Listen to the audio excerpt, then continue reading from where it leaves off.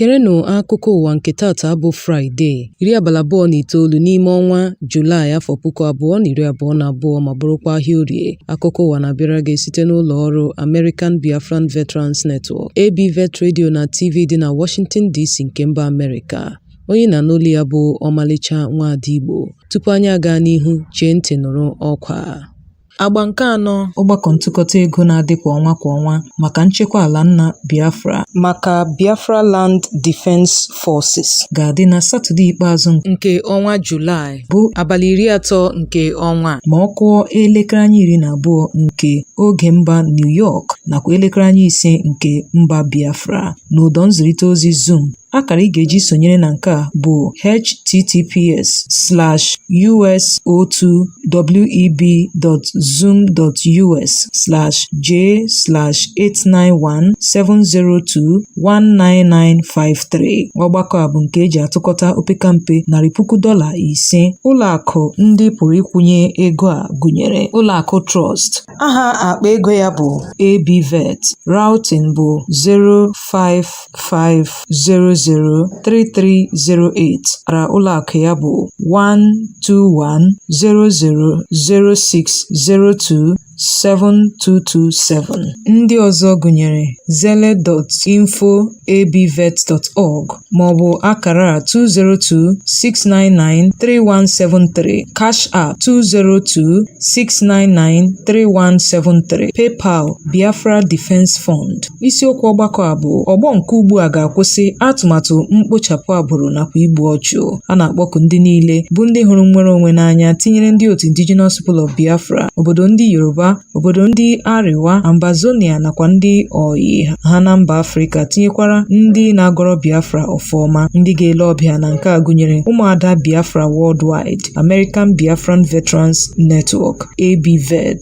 Ị pụrụ inweta ha n'akara ekwentị nke ABVet bụ 202-250-0001 maọbụ nwaada Ndidi Amaka n'akara ekwentị a 904-525-1258. Ụmụada Biafra na-akpọku gị ka ịtụnye opekampe ihe ọbụla ị nwere iji nye aka na nchekwa ala nna. Chezie ntị ka ị nụrụ akụkọ ndị a n'uju ya.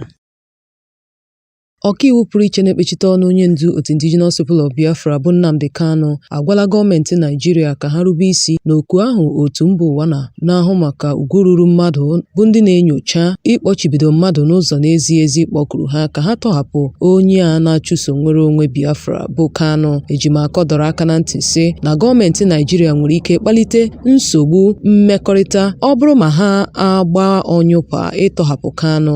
Ọ rụtụrụ aka sio na nsogbu ụdọ mmekọrịta nwere ike mee ka Naịjirịa ghọọ obodo nke mere ikpekere nkwụ na mba ụwa. Otu mba ụwa gara n'ihu rụtụ aka sio ma gọọmenti Naịjirịa ma Kenya bụ nnọọ ndị kpara agwa ọjọọ na nwụchi nakwa ịkpọlata Kanu n'ụzọ iwu na-akwadoghị, tinyekwara inye ya ntaramahụhụ ma gaa n'ihu kpọchibido ya na-agbasoghị ụkpụrụ iwu. Otu mba ụwa gara n'ihu kwuo sị na Naịjirịa kwesịrị ịtọhapụ onye ndu otu Indigenous People of Biafra na-egbughị oge ma na-agbakwunyeghịkwa ọnọdụ ọbụla ma kwụkwa ya ego iti aka n'obi maka imetọ ugwu ruru ya. Na nzaghachi ya, Ejimakọ kọwara sio na mkpebi a otu mba ụwa nyere bụ nnọọ nke Naịjirịa ga-eruberịrị isi. Ozi a bụ nke onye ọkaiwu a bịanyere aka rụtụrụ aka sio na otu a bụ otu na-enyocha ugwu ruru mmadụ nakwa ịkpọchibido mmadụ n'ụzọ na-ezighị ezi bụ nnọọ nke enwere ikikere site n'aka otu mba ụwa ileba anya na mkpesa ugwu ruru mmadụ nke agbara megide mba ọbụla nọ n'otu mba ụwa. Ọ gara n'ihu kwuo sị na Naịjirịa dịka otu mba nọ n'okpuru otu mba ụwa bụ nnọọ ndị ga-anagiderịrị mkpebi ọbụla nke sitere n'otu ahụ. Ka o sila dị, ọ sịrị na otu mba ụwa kwupụtara sio na ogbugbo nyere okwu a bụ na gọọmenti Naịjirịa ga-aga n'ihu tọhapụ Maazị Nnamdi Kanu na-egbughị oge ma kwụkwa ya ihe iti aka n'obi dịka iwu mba ụwa si kwuo. Ọ kpọrọ ekwe nkụ sio na Naịjirịa ga-emejupụta ya bụ mkpebi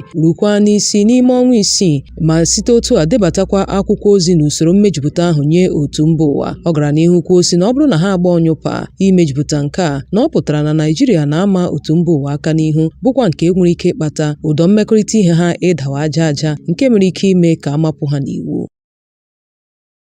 Egbuola ndị soja bụ ndị a na-amaghị ọnụọgụgụ ha n'ụbọchị Tọzdee bụ abalị ụnyaahụ site n'aka ndị otu Boko Haram na-eyi ndụ egwu mgbe ha zọchiri ogbe ndị agha dị n'akụkụ Zuma Rock bụ nke dị n'agbata isi obodo Naịjirịa bụ Abuja nakwa steeti Niger. Ozi anyị nwetara kọwara sio na ndị a na-eyi ndụ egwu zọchiri na mpaghara Zuma Rock nke dị na Madala nakwa Suleja n'okporo ụzọ awara awara siri Abuja gawa Kaduna mgbe o jiri ọkara gafee elekere 8 nke uhuruchi ma site otu a bịakwute ndị agha na mgberede ma kpọpekwa mgbọ site n'akụkụ dị iche iche. Onye tụpụnyere anya azụ agbara n'anwụ sio na egbe agara n'ihu na-arịlu tuturukwe ihe karịrị otu awa dịka ndị soja nọkwara na-azaghachi ha. Ka o sila dị, ọ sịrị na ndị a na-eyi ndụ egwu mesịrị gbahapụ atụmatụ ha ma rie mbọmbọ laghachi na mpaghara Kaduna. O mere ka amata sio na mgbe ha na-alaghachi na ha ji nnọọ ọtụtụ ọgba tumtum bụkwa nke ha jiri wee zọchie n'ebe ahụ. Mgbe ha na-ala ka ha gara n'ihu wee wakpo ọtụtụ ụlọ ahịa dị na Madala ma bukọrọ ngwa nri na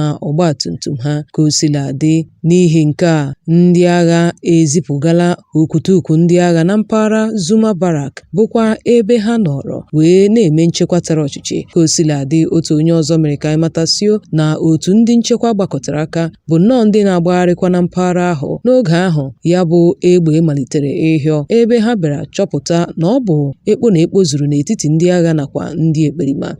Onye mere ka amata nke a kwupụtara sio na kosa ndị ọrụ nchekwa bịara kpọọ oku gbata nye ndị agha nọ na ogbe ndị agha dị na Zuma Rock bụkwa ihe mere ji wee zighachi okwutukwu ndị agha n'ebe ahụ. Ka o sila dị, nke a kpalitela oke ụjọ na Abuja dịka nke a na-abịa ka ọ gasịrị mkpụrụ ụbọchị 6 mgbe ndị na-eyi ndụ egwu wakporo otu ndị agha nke onye isi ala kpọmkwem n'okporo ụzọ awara awara siri Gwari gawa Kubwa bụkwa nke kpatara ọnwụ ndị soja 6 tinyekwara ndị ọrụ ndị ọzọ bụ ndị nwetara ozi na a na-ama amụma ịwakpo ụlọ ndị ọkaiwu dị na Gwari. Ka o sila dị, kemgbe ahụ emere mwakpo ahụ ntọ mmadụ agaala n'ihu na-arị elu na Abuja dịka emechisiri ụlọ akwụkwọ dị iche iche. Cheta na ndị a na-eyi ndụ egwu malitere mwakpo ha site n'ịbịa kụwa ụlọ mkpọrọ Kuje dị na Abuja ma were ogbunigwe ya sasịa ya n'abalị 5 nke ọnwa Julaị, ebe ha gakwara n'ihu gbuo otu onye ọrụ NSCDC ma gbawa ya bụ ọnụ ụzọ ámá ụlọ mkpọrọ, tọhapụkwa ndị mkpọrọ dị 800 tinyekwara ndị otu Boko Haram dị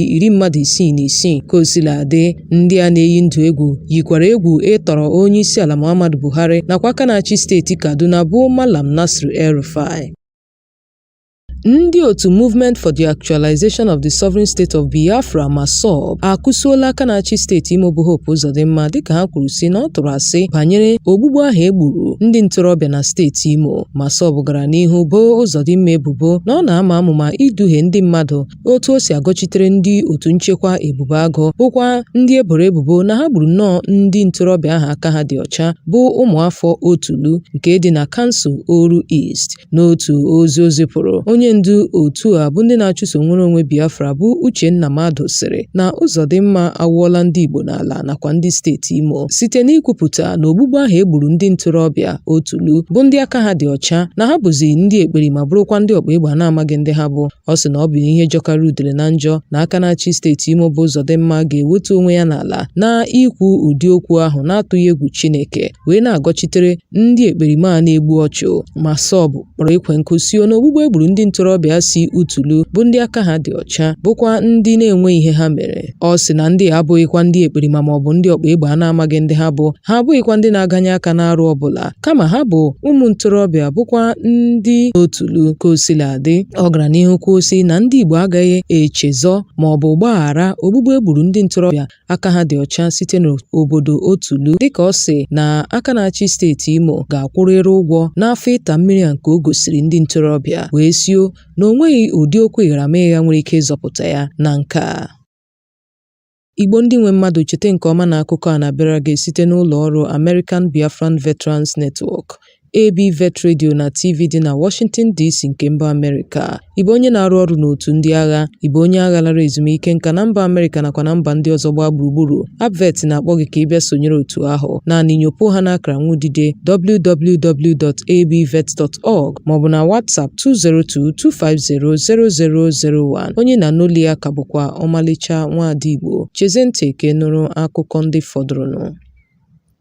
Otu akpọkwasịrị Igbo Ezue International Association of Nigeria and the Diaspora (IAND) akatọọla ogbugbu egburu ndị ntorobịa 14 na steeti Imo site na aka otu nchekwa nke aka na-achị steeti ahụ hiwere bụ Ebube Agụ. IAND gara n'ihu kọwaa igbu ọchụ a dịka ihe jọkarị udele na njọ, wee gbakwunyesio na enweghị onye ọrụ nchekwa ma ọ bụ otu nchekwa ọbụla tinyere nke gọọmenti nwere ikikere igbu mmadụ n'ụzọ iwu na-akwadoghị, wee kwuo sị na ọrụ ha kwụsịrị naanị n'ịnwụchi mmadụ ma nyefekwa ha n'aka ndị uwe ojii Naịjirịa. Mgbe ọ na-agwa ndị nta akụkọ okwu n'Ọnịcha ụnyaahụ, onye isi otu a bụ Chief Pius Okoye gbarụrụ ihu wee sio na ụdị arụ nke a na-anaghị ahụ n'ala Igbo bụzi ihe na-arịbata dịka agwọ n'ala Igbo. Edo aka na ntị sio na ọ bụrụ na akwụsịghị nke a ga-emebi ala Igbo nakwa bụ nke ejiri udo wee mara. Chief Okoye bụ onye tara ndị aka na-achị steeti na mpaghara South East ụta banyere ọnọdụ enweghị nchekwa nakwa arụ ndị a na-eme megide ndị Igbo, wee doo aka na ntị sio na oge ga-eru mgbe ndị mmadụ ga-ebili dịka otu megide ha. Chief Okoye nọrọ na-ajụ ihe mere ndị aka na-achị steeti ji na-akpalite ụdị igbu ọchụ a nke iwu na-akwadoghị megide ndị ntorobịa aka ha dị ọcha, ebe ndị ogbu ha na mpaghara ugwu nọkwa na-arụsi ọrụ ike ịhụ na ha kpọbatara ndị na-eyi ndụ egwu n'ime obodo, ndị gburula okwutukwu mmadụ n'aha na ha bụ ndị chegharịrịnụ. IAND gara n'ihu kpọkuo etiti Naịjirịa ka ọ gbakọta aka ya na ndị aka na-achị steeti na mpaghara South East ịhụ na emere ezi nnyocha ma chọpụta ka mmiri si banye n'opi ụgbọgọrọ n'ọnwụ ndị ntorobịa 14 ndị ahụ, wee kwuo sị na ha agaghị na-akpa agwa ka a ga-asị na onweghị ihe merenụ, ebe a na-arụ aka na-achị steeti Imo bụ onye ahọpụtara n'okpuru otu pati APC aka ọjọọ dịka onye aka ya dị n'ogbugbu egburu ndị ahụ. Ọ rụtara aka sio na otu ahụ na-enwe nchekasị na ụdị arụ a bụ nnọọ nke akpara megide ndị mmadụ, ma ndị mmadụ hụ na-eme mkpesa megide ya, mana ọchịchị etiti wee gbachi ntị ka a ga-asị na ha anaghị anụ ya, wee gaa n'ihu kwuo sị ọ bụrụ na ụdị igbu ọchụ a bụ ihe mere n'ugwu ma na-emekwa ụdị mkpesa na gọọmenti etiti gara azaghachi ya n'egbughị oge. Opekampe mmadụ 6 alaala mmụọ mgbe ndị ekperima wakporo ime obodo Painu dị na ọchịchị kansụl Wase na steeti Plateau. Ndị a bụ ndị ekperima gakwara n'ihu zuo ọtụtụ ngwa nri na mpaghara ahụ. Ọnụ na-ekwuchitere otu aka nke akpọkwasịrị Operation Safe Haven bụ Mejọ Isiakụ Takwa gwara ndị nta akụkọ sio na ezigala ndị agha na mpaghara ahụ. Ndị bi na mpa ndị ekperima zochiri n'obodo ahụ mgbe ọ kụrụ elekere 3 nke ehihie. Ọtụtụ n'ime ha bụ ndị nwere mmerụ ahụ n'oge ahụ njinji ahụ jiri. Ka o sila dị, tupu abalị 5 njinji a jiri, ndị bi n'ebe ahụ nọrọ na mbụ tie obewu megide mkpọpụ akpọpụrụ ndị agha na mpaghara ahụ, bụkwa nke mere ọtụtụ n'ime ha jiri hapụ ime obodo ha dị na Wase bụ isi obodo ọchịchị kansụl Wase rie mbọmbọ. Musa Wase bụ otu nwa amadi bi na mpaghara ahụ bụ onye hapụrụ obodo ya rie mbọmbọ gwara ndị nta akụkọ sio na ndị ekperima jiri ọgbatumtum ma burukwa egbe ọkpọkọpịọ wee zọchie. Ọ gbara n'anwụ sio na tutu ọbịbịa ha na imirikiti imi ndị nọ n'obodo ahụ ahapụla ụlọ ha n'ihi ụjọ mwakpo rie mbọmbọ, bụkwa ihe merenụ na egbughị ọtụtụ mmadụ. Igbo bụ Igbo ndị ọma, a sị na ọkazi anaghị eju akpa ekechie ya ọnụ.